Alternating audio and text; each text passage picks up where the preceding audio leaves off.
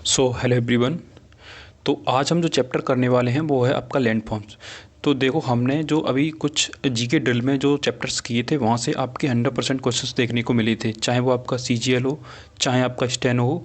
और जो भी ये आपके पेपर हुए हैं, स्टेनो हो या सीजीएल हो या एप्लीकेशन फेज की आंसर की आई, ये सब कुछ एनालिसिस के बाद ही ये इंपॉर्टेंट टॉपिक्स आपके कराए जा रहे हैं। तो आप इन टॉपिक्स को इग्नोर बिल्कुल नहीं कर सकते। अगर आप इग्नोर करके जा रहे हो तो कहीं ना कहीं आप अपने मार्क्स जो हैं कटवा रहे हो। ठीक है, एक तो वैसे ही जी के हार्ड आ रही है, ऊपर से जो इंपॉर्टेंट टॉपिक्स हैं जहाँ से आपके पूरे पूरे चांसेस हैं, आप उन्हें इग्नोर करोगे तो फिर समझो जो आपके मार्क्स हैं वो जीके में बिल्कुल भी नहीं आ पाएंगे। मतलब हार्डली तुम 5 से 6 क्वेश्चन ही उसमें अटेम्प्ट कर पाओगे।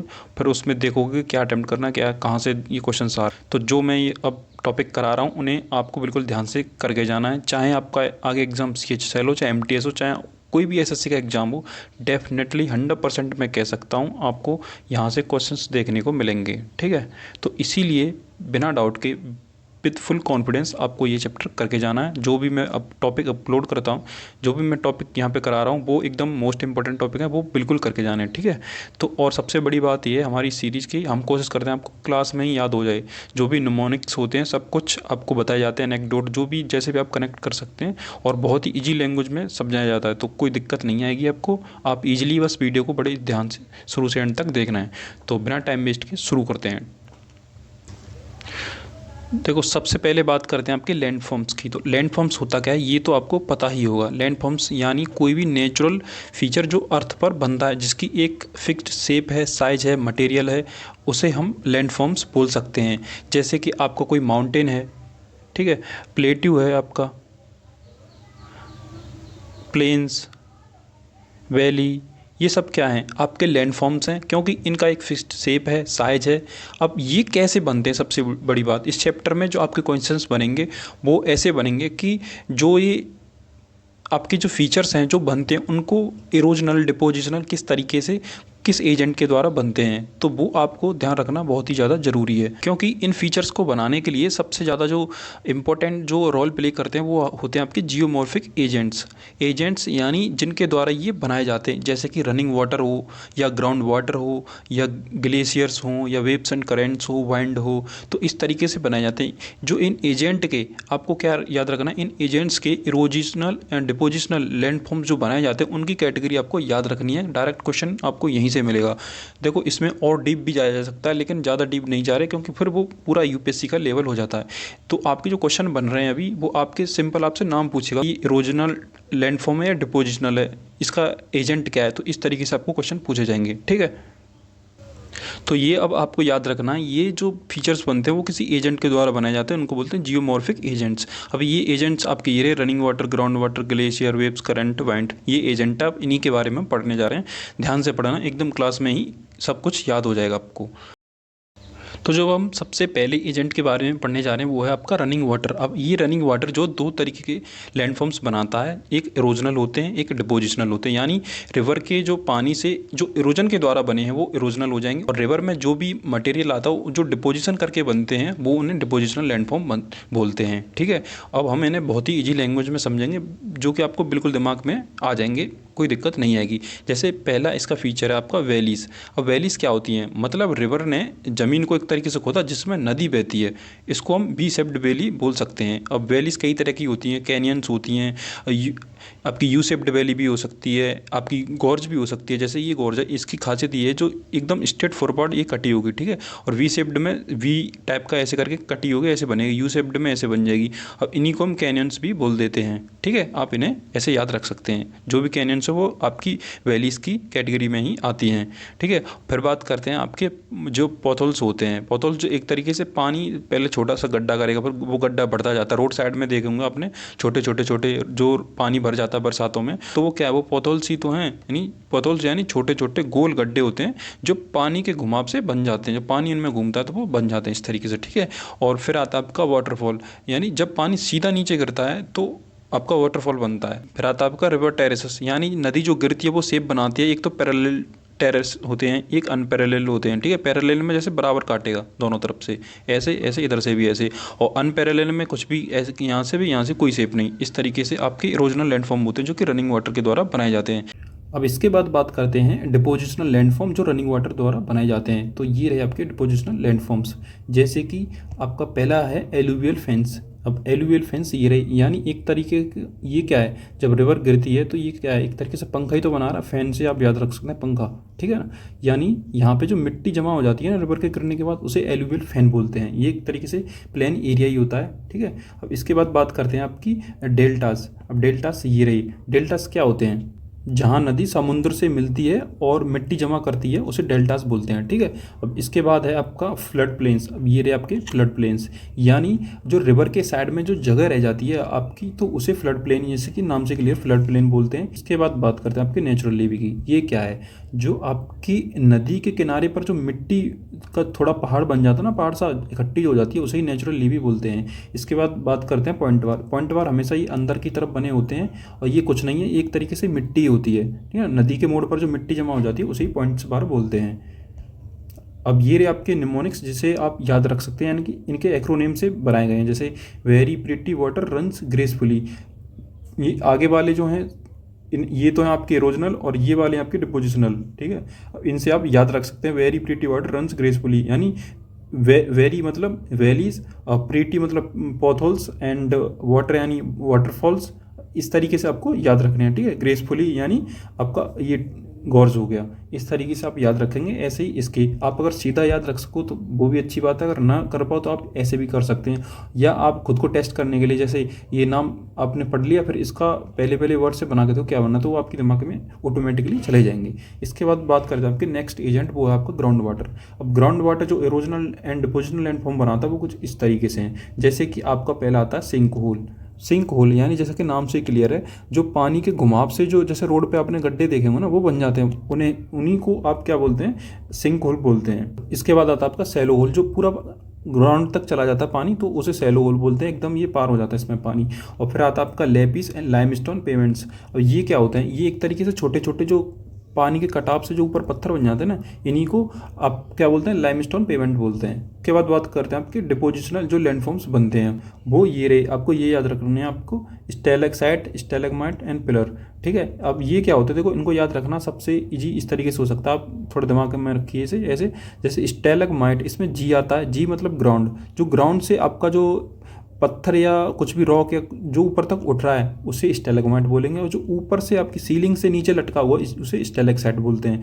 पिलर्स वो होता है जो दोनों, मतलब ये जो आपका स्टैलेक्साइट स्टैलेग्माइट पूरा मिल गया ना जमीन से, इसे ही पिलर बोल देते हैं, ये हो जाता है आपका पिलर, ठीक है। अब इसकी जो भी आपके निमोनिक्स हैं वो आप इसे याद रख सकते हैं, साइलेंट स्लीपिंग लेक्स लाई, साइलेंट स्टोन परसिस्ट, इस तरीके से आप इसे याद रख सकते हैं।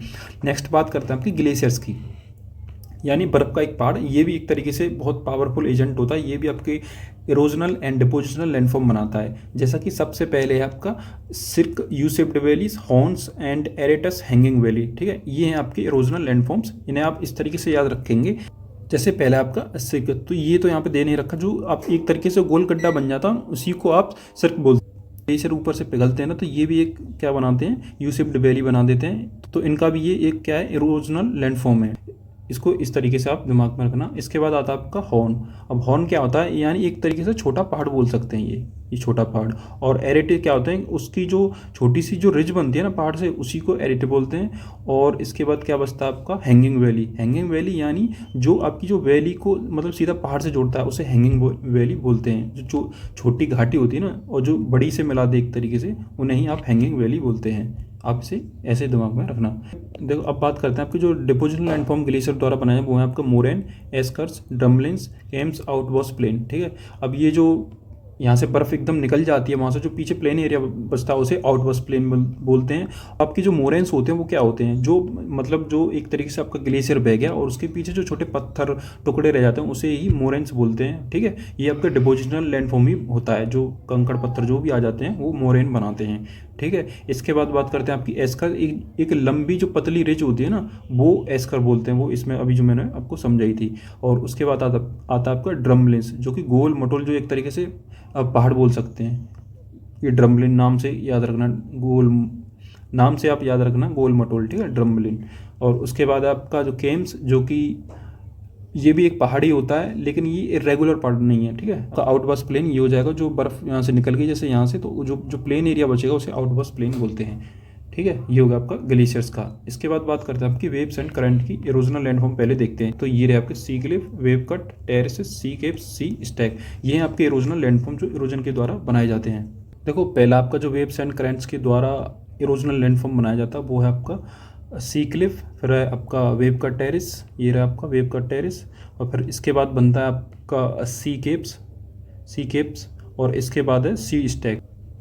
जैसे ये सी क्लिफ क्या होता है, जैसे जो कोई पहाड़ है, पत्थर जैसे पानी की वेव से तोड़ा जाता है ना, वो सी क्लिफ बनता है। और जस्ट इसके नीचे जो फ्लैट एरिया होता है उसे ही वेव का टेरेस बोलते हैं, यानी टेरेस जिसके ऊपर छत हो, इसी की छत एक तरीके से यहाँ से ऐसे कट जाए पानी के बहाव से, उसे वेव का टेरेस बोल देते हैं, ठीक है। और इसके बाद आता है आपका सी कैप्स, जो कि छतों के जो अंदर गुफा बनती है ना, जैसे ये है ये, और इसके नीचे जो गुफा बनी इसे ही सी कैप बोलते हैं। और सी स्टैक बोलते हैं जो पत्थर एक तरीके से अलग हो जाता है, ठीक है, जो मतलब इससे एकदम अलग हो गया, तो ये यहाँ सी स्टैक बोल देंगे इसे। इस तरीके से होते हैं इसके ओरिजिनल लैंडफॉर्म। फिर बात करते हैं जो इसके डिपोजिशन से बनते हैं, वो आपके beach, spits, bars, barrier island, sand dunes. देखो वो ये रही बीच है। बीच क्या होता है, ये रहा इसका बीच, ठीक है। ये जो रेत जो जमा हो जाता है समुद्र के साइड में, जो एक तरीके से प्लेन टाइप का एरिया, उसे ही बीच बोल देते हैं। और इसके बाद बात करते हैं स्पिट्स, जो मतलब जो हल्की जो पतली ज़मीन जो इसके पानी के अंदर जो जाती है उसे स्पिट्स बोलते हैं। फिर आता है आपका बार, जो पानी के नीचे जो रेत के जो रिजेस होते हैं ना, ये इन्हें बार बोल देते हैं। और इसके बाद आता है आपका बैरियर आइसलैंड, ये रहा आपका बैरियर आइसलैंड, यानी जो लंबी रेत की जो आइसलैंड बन जाता है ना उसमें, उसे ही आप बैरियर आइसलैंड बोल देते हैं। अब नेक्स्ट एजेंट की बात करते हैं, वो है आपका वाइंड, जिसके द्वारा जो इरोजनल एंड डिपोजिशनल लैंडफॉर्म बना है वो कुछ इस तरीके से। इरोजनल में आपका डिफ्लेशन होलोस, मशरूम रॉक और यार्दंग्स, एंड डिपोजिशन में सैंड ड्यून्स, लॉयस एंड डिपोजिट्स। देखो इन्हें यहाँ फिगर में देखते हैं, ये रहे आपके। जैसे कि डिफ्लेशन होलो, ये क्या होता है, इसमें जो छोटे जो गड्ढे बन जाते हैं ना, यहाँ पे ये जैसे गड्ढा दिख रहा है, ये इरोजन से जो गड्ढे बन जाते हैं उन्हीं को डिफ्लेशन होलो बोलते हैं, नाम से क्लियर है होलो, ठीक है। और दूसरा आपका मशरूम रॉक, जो मशरूम की शेप में बन जाता है हवा से कट कट के ये पत्ता, इसे मशरूम रॉक बोल देते हैं।